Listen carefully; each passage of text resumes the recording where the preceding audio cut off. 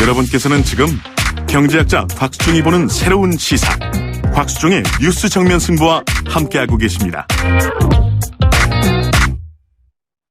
네, 안철수 캠프 미래기획본부장 이영주 의원과 함께 시사인 고재일 기자가 날카로운 질문을 해주고 있는 팩트 진검 승부 추르맨 시간입니다. 청취자 여러분들께서 보내주신 문자를 읽어드리고 이영주 의원이 답을 좀 주시고 두 번째 검증 키워드 말씀드리겠습니다. 5541번님, 반기문 특사 맡긴다면 위안부 합의 문제에 대한 안철수 후보의 입장은 어떻게 이해하면 됩니까? 0917번님, 왜 서울시장 선거할 때 양보하셨을까요? 그냥 서울시장 하면서 경험 쌓고 대권 도전했으면 더욱 좋지 않았을까요?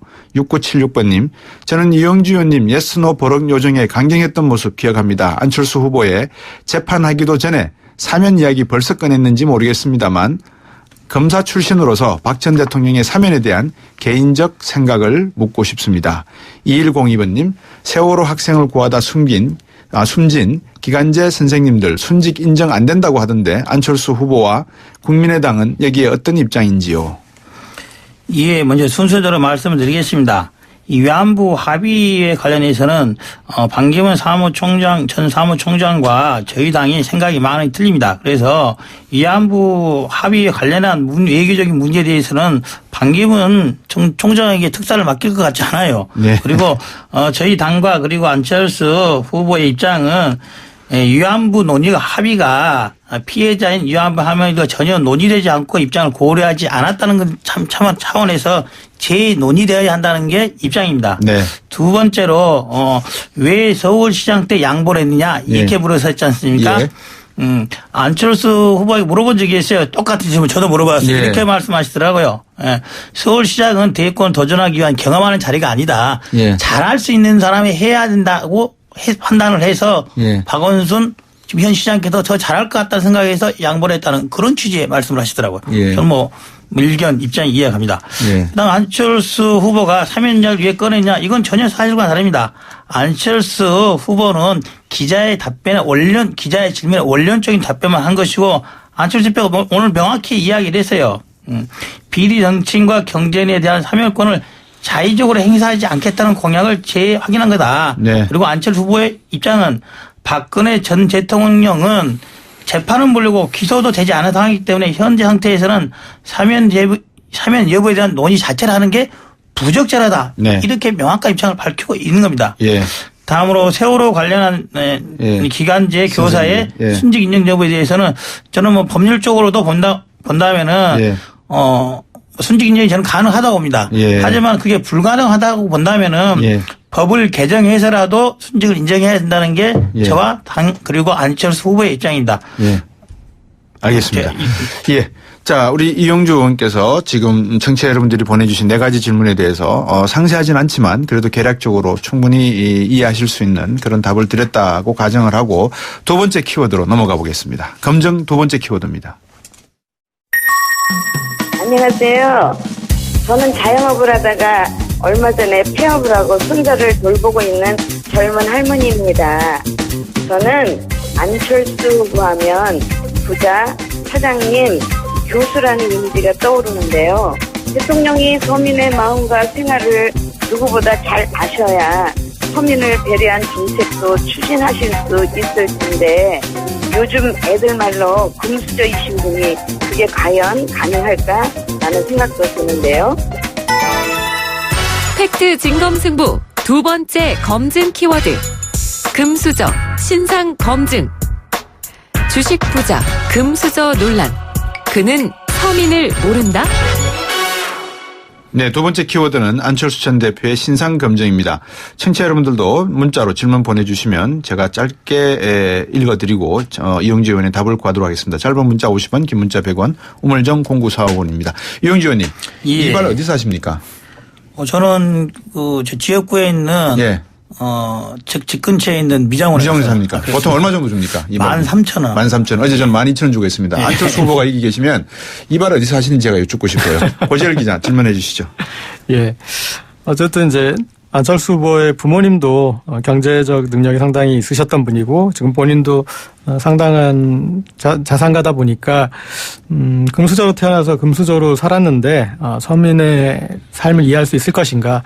그리고 예전에 이렇게 안철수 후보가 본인도 전세 서름을 겪어봤다 이렇게 표현했는데 그런 게 또 오히려 이 서민들을 자극했던 표현인 것 같아요. 그러니까 그게 그 정도가 서름이 아니다. 이제 그런 생각이었던 것 같은데 이런 이제 서민의 삶을 좀 이해하기는 힘든 삶을 살아왔지 않느냐라는 이제 그렇게 생각을 충분히 할 수 있을 것 같은데 여기에 대해서 어떻게 생각하시는지요?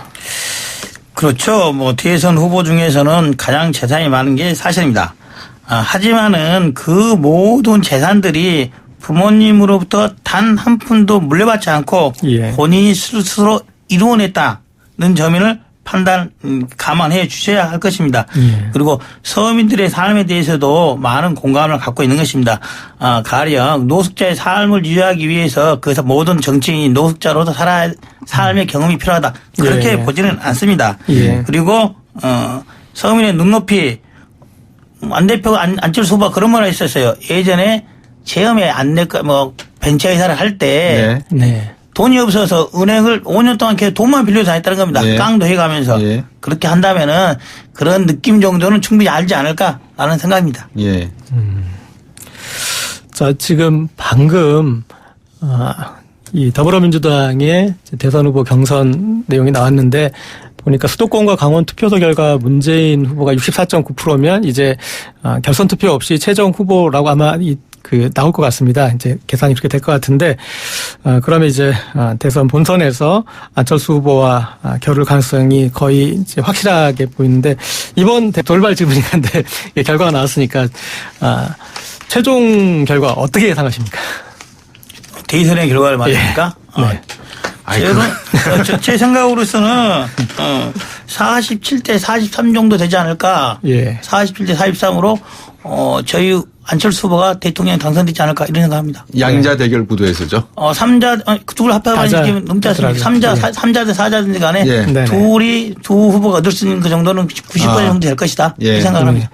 자, 이제 돌발 질문이었고요. 다시 돌아와서 안철수 후보가 분당 과정에서도 그렇고 이제 친노 패권에 대한 문제 제기들을 좀 많이 했습니다. 그리고 또 박지원 대표 같은 경우에 이제 문재인 전 대표에 대해서 좀 문제 제기를 할 때 사람들이 이제 다 떠난다 뭐 그런 부분도 제기하고 그랬는데 안철수 후보도 어떻게 보면은 지금 국민의당 안에서 지금 나온 결과도 그렇고 친안 패권이란 말은 없지만 친안 패권이라고 할 수 있을 정도로 이렇게 안철수 단일 체제 아닌가 그렇게 싶고 또 안철수 후보의 주변 인물들 뭐 정치 참모든 여러 가지 그런 인물들도 많이 떠나는 사람들이 있고 그리고 이 안철수 후보의 주변을 보면은 정말 어떤 그 동지적 관계에 그리고 정치적 어떤 결사체적인 어떤 그런 그 그룹으로 보기보다 약간 좀 이해 공동체적인 부분으로 보여서 그래서 정치인 안철수로서의 어떤 그 부분들이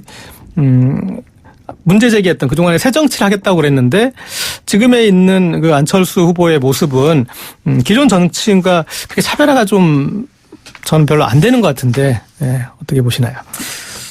가장 큰 걸 하나 말씀드리면은 안철수 전 대표라고 하지 않습니까? 이유가 네. 뭡니까? 사람들이 지금 국민의당 안철수당 하는데 예. 안철수 후보가 안철수 당의 대표가 된 지 몇 달 만에 대표직을 내려놨습니까? 예. 단 2달 만에 내려놨습니다. 네. 그 이후로도 이번 작년 12월에 있었죠. 네. 원내대표 경선 관련해서도 예. 소위 안 전 대표가 안 후보가 밀었던 사람이 떨어졌습니다. 예. 뿐만 아니라 이번 경선 룰 협상 과정에서도 예. 저희 캠프로서는 수용할 수 없는 네네. 조건까지 강제로 수용당했죠. 어차피 저희 캠프에서는 그 경선 룰에 대해서 지금도 수용하지 않고 있는 입장인 겁니다. 네. 만약에 정말로 국민의당이 안철수당 사당이라면 이런 경우가 있을 수 있겠습니까? 예. 그런 거는 전혀 사실관계가 다르다. 무근이라고 말씀을 분명히 드리겠습니다. 예. 뿐만 아니라 안철수 후보와 같이 하는 소위 정치적 동지가 부족한 게 아니냐라는 말이 있습니다. 모르겠습니다. 정치를 친구라는 것들은 오래 묵어야지 맛이 나지 않겠습니까? 네. 안철수 후보가 정치한 지 제가 알기로도 5년도 네. 안 되는 걸로 알고 있습니다. 예. 물론 그 5년에 50년 한, 15년 한, 20년 한 정치인만큼은 그 능력은 갖추지는 못했다고 봅니다. 네. 하지만은 충분히 일국을 이끌어갈 수 있는 정도의 능력 있다고 봅니다. 네. 이 최순실 사태를 겪으면서 국민들이 비선 실세에 대한 그런 우려, 그런 부분들이 좀 커진 것 같습니다. 그런데 이전에 이제 안철수 전 대표에 있었던 다른 분이 이제 좀 문제 제기를 한 부분이기도 하고, 이렇게 의사 박경철 씨나 그런 분들이 공식 직함이나 이런 게 없는데 뒤에서 이제 너무 영향을 많이 끼친다. 그러니까 이런 것들, 그러니까 권한과 책임이 일치하지 않는 데서 비선 실세가 발생하는 것인데, 뭐 이런 또 우려들이 있거든요. 예. 그 당시로 뭐 지금은 박경철 씨가 네. 캠프 전혀 관여하지 않을 뿐만 예. 아니라 5년 전으로 돌아간다 하더라도 네. 그 당시로서는 안철수 후보가 정치를 시작한 지 불과 6개월도 안 됐을 겁니다. 예. 아마도. 예. 그랬고 그 당시에는 정당이라는 소위 정치적 결사체가 조직화 되지 않았었어요. 예. 어떻게 보면 공식 직함과 비공식 직함이 혼재되어 있는 그런 상태가 아니었나 하는 네. 생각을 합니다. 예. 지금은 그렇지 않다. 분명히 말씀드릴 수 있습니다. 네. 그리고 이 예전에 이제 포스코 사회이사 경력이 있고, 그리고 SK 그 최태원 회장의 탄원서에 같이 이제 서명을 했던 뭐 그런 부분도 있고, 그래서 이 재벌 친화적인 정치인이 아닌가. 그래서 재벌 개혁 의지가 확실한가. 지금 전문가들이 좀 분석을 해보니까 재벌 개혁 부분에서는 오히려 안철수 후보가 유승민 후보보다도 더 좀 보수적인 것 같다. 뭐 그런 지적도 있고 그렇거든요. 그러니까 재벌과의 관계에서는 어떻게 재벌 개혁을 기대할 만한 후보인지. 그것과 함께 이영주 의원님, 국민의당에 삼성 장학생이 없다고 확신할 수 있겠습니까? 왜냐하면 안철수 전 대표가 이 국회에는 삼성 장학생이 많다 이런 말을 한 적이 있거든요. 먼저 뭐 두 번째 것도 말씀드리면 예. 국민의당이 삼성 장학생으로 불릴만한 사람이 없고 일단 저부터 알고 있지 못합니다. 그리고 국회에 삼성 장학생이 많다는 것은 예. 더불어민주당을 지칭해서 하는 말이겠죠. 이번 얼마 전에 문재인 대표의 특보단을 여러 명 발표했지 않습니까? 예. 그중에 거의 30% 정도 되는 사람이 삼성 출신, 그 삼성과 관련이 있는 예. 사람들로 되어 있더라고요. 예. 그다음에 예전에 정치하기 이전에 예. 안철수 후보가 포스코 사회를 이사를 했다. 그것도 사실일 겁니다. 그 당시 사회 명망가들 그리고 미래에 대한 눈은 비전이 있는 사람들이 이런 기업들 그 대기업들의 사회에서 활동한 것도 사실입니다. 예. 그렇다고 해서 이게 꼭 친재벌적이라 보기는 어려울 것이고 예. 최태원 회장에 대한 탄원서 그 부분에 대해서는 그리 됐더라고요. 실제로는 탄원서에 서명한 사실이 없는데 네. 예. 본인이 한 걸로 착각하고 있던 거죠. 물론 그런 요구가 왔으면 서명할 생각이 있었기 때문에 기자가 물어봤을 때 그렇게 잘못됐자 답변을 했을 겁니다. 예. 분명한 것은 탄원서에 서명한 사실이 없다. 그리고 예. 설령 마음 본뜻대로 서명을 했다 하더라도 예. 일반 재벌들이라든지 이런 아는 사람들이 부탁한다면은 인정상 서명도 하지 않았을까라는 싶지만은 그것으로서 재벌 친화적이다, 재벌계의 의지가 있다 없다 판가하기는 없다. 그것은 저희 당이 국민의당이 경제 정경 유착을 끊을 수 있는 유일한 당위에서 공약을 보면 알 수 있어요. 재벌의 친재벌 협치에 네. 관련된 공약은 가장 세게 하고 있다. 예. 이렇게 보면 됩니다. 제가 질문을 하나 간단하게 드리고 싶은 게 이 정책net 토크 내일이 금지된 선거운동했다 이 위법 논란에 대한 해명은 어떻게 나오고 있습니까? 예, 그 부분도 분명히 말씀드리면은 예. 선거법상 선거법에 위반되는 사항이 전혀 없다는 겁니다. 네. 없는 것이고 예. 단지 어떻게 보면 그런 단체가 예. 기부금 공제 대상이 돼 있지 않습니까? 예. 기부금 공제 대상이 되어 있는 사람들이 선거법 위반의 소지가 있는 모습을 하는 것은 적절치 않다는 것은 사실입니다. 그래서 그런 논란이 있자마자 그런 기부금 공제 대상 신청을 철회를 했습니다. 아예. 예방책으로? 예, 아예 철회를 했습니다. 알겠습니다. 자, 이제 세 번째 이 검증을 해야 될 것 같습니다. 시간이 상당히 지났기 때문에 저희들이 늦추면 세 번째 검증 못 할 것 같아요. 고재열 기자님, 세 번째 검증 멘트 듣고 들어가겠습니다. 안녕하세요. 안철수 후보는 교수 시절 같은 캠퍼스에서 학창 시절을 보냈던 사람입니다. 그래서인지 더 관심을 갖고 행보를 지켜보게 되는데요. 당내 경선 들어가기 전까지는 그래도 4차 산업혁명 정책 같은 미래지향적인 계획이 나왔던 것 같은데 요즘은 문재인 후보 비판 외에는 잘 모르겠더라고요. 박근혜 전 대통령 사면이라든지 여론을 자극하는 민감한 발언 말고 정책 비전을 정확하게 짚어주실 수 있습니까? 팩트 진검승부 세 번째 검증 키워드 공약. 연일 문재인 때리기. 정책 비전은 꼭꼭 숨었나? 네, 고재일 기자님. 네.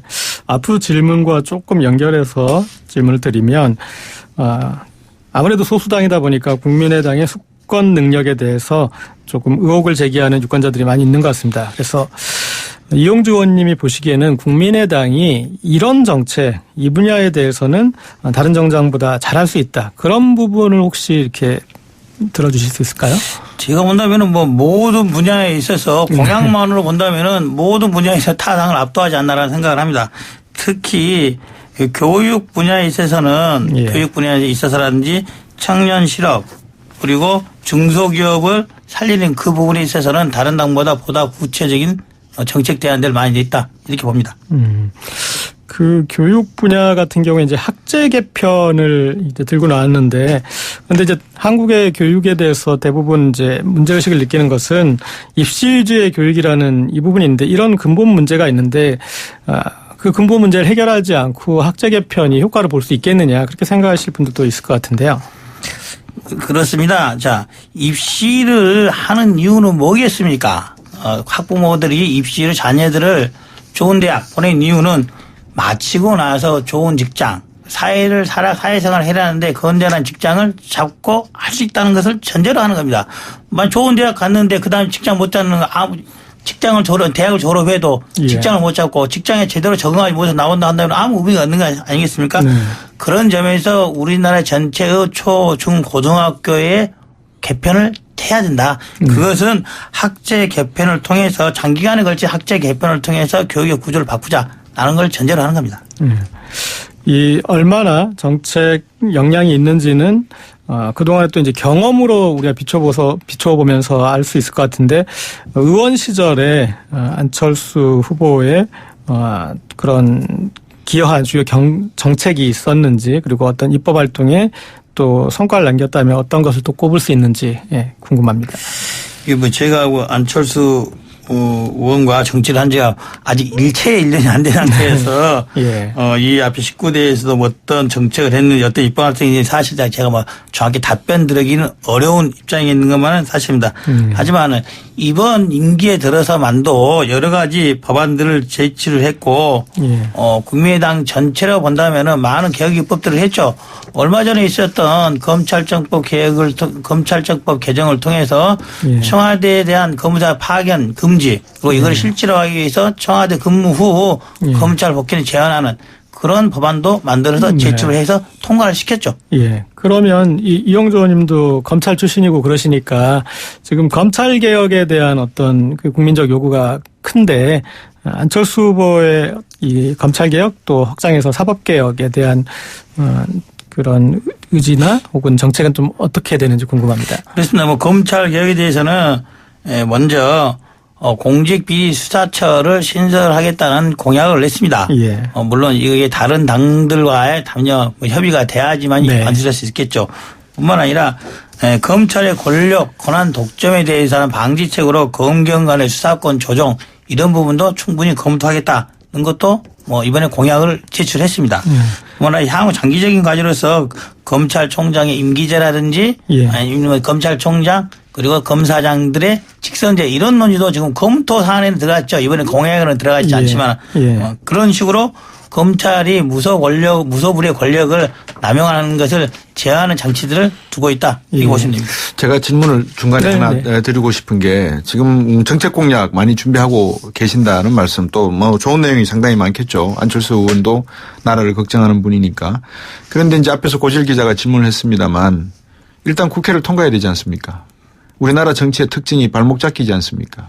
안철수 대통령이 된다면 안철수 대통령이 치적을 올리는 것을 과연 다른 당들이 좋아하고 격려한다면 문제가 없겠는데, 서로 다른 의견이 존재한다면 이게 공약이 과연 공약으로 입법 통과를 할 수 있을까? 이 문제가 결국 많은 분들이 던지는 질문일 겁니다. 결국 그 질문이 결국에는 예. 협치, 그렇죠. 연정 이게 예. 대한 논의로 귀결되지 않겠습니까? 네네. 맞습니다. 지금 5월 9일이 지나고 나면은 누군가는 대통령이 되어 있을 것입니다. 그리고 작년 2016년 4.13 총선 이후에 새누리당이 128석을 얻었음에도 불구하고도 네. 그 뒤에 정상적으로 국회를 이끌어가지 못해서 결국 행정부에 대한 관리 감독 기능도 약화될 수밖에 없었던 네. 거죠. 결국에는 그래서 이번 대통령은 네. 누가 되더라도 협치 연정할 수밖에 없죠. 개혁입법 5분의 3 이상을 넘겨야지만 가능할 것입니다. 그러기 위해서는 부단히 설득을 해야 되는 겁니다. 설득을. 우리가 만약에 된다면은 더불어민주당, 바른정당, 자유한국당까지 설득을 해야 될 것이고 설득을 위해서는 대통령이 가진 권한 나눠줘야겠죠. 분권해야겠죠. 방금 그 말씀을 듣고 보면 양자 대결을 지금 하시는데 그러니까 안철수 대 문재인. 그렇습니다. 그러면 그 안철수라는 의미는 연정을 한 의미의 안철수 후보다 이 말씀이신 건가요? 아니죠. 자, 연대라는 말과 연정이라는 말은 전혀 별개의 말입니다. 예. 뭐냐. 연대는 연정을 전제로 하는 게 아닙니다. 연정은 현재 국회의 구조상 필요 불가적으로 연정의 결과로 나타나는 거죠. 예를 들어 네. 더불어민주당과 저희 당이 지금 경쟁을 하고 있지 않습니까? 네. 만약 저희 당이 안철수 후보가 대통령 된다 하더라도 연대를 안 했지만 더불어민주당은 연정에 뺄 수가 있겠습니까? 예. 반대로 마찬가지죠. 예. 더불어민주당의 문재인 대표가 대통령이 된다면은 우리가 경쟁했지만 국민당 빼고 연정할 수 있겠습니까? 마찬가지입니다. 알겠습니다. 설령 바른정당이 우리를 도와주지 않는다 하더라도 예. 우리 입장에서는 국회 구조상 바른정당이 필요하면 연정을 포함시킬 수 있는 거죠. 예. 네. 자, 청취자분이 보내주신 글 2개 읽고 이용주 의원에게 마지막으로 짧나간 말씀을 여쭙고 싶습니다. 0435번님, 금수저든 은수저든 흑수저든 고스프레 생각 마시고 정말 진심으로 서민들에게 다가와 주시길 바랍니다. 3972번님, 안철수 후보님, 우리는 소통 없는 리더에 너무 많은 힘든 시간을 보냈습니다. 부디 국민들과의 소통을 잊지 말아 주십시오. 눈과 귀와 마음을 열고 여의도에서 벗어나 서민을 바라봐 주시길 부탁합니다. 자, 이용주 의원께서 마지막 정리해 주시죠. 그렇습니다. 금수저든 은수저든지 예. 저희 안철수 후보는 모든 국민을 향해서 네. 있는 걸 그대로 내보이고 있습니다. 그리고 어떠한 비난이 와도 변명하지 않고 묵묵히 왔습니다. 그리고 충분히 소통할 수 있도록 국민과 소통할 수 있도록 노력하고 있습니다. 모 후보처럼 기자들 질문도 안 받고 이런 거 하지 않습니다. 네. 팩트 진검승부 트루맨. 오늘은 안철수 캠프 미래기획본부장 맡고 있는 이영주 의원 모시고 고재열 기자, 시사인의 고재열 기자가 날카로운 질문을 했습니다. 늘 시간이 짧지만 짧은 시간에 아주 임팩트 있는 질문 드린 걸로 감사드리겠습니다. 오늘 두 분 감사드리겠습니다. 예, 네, 감사합니다.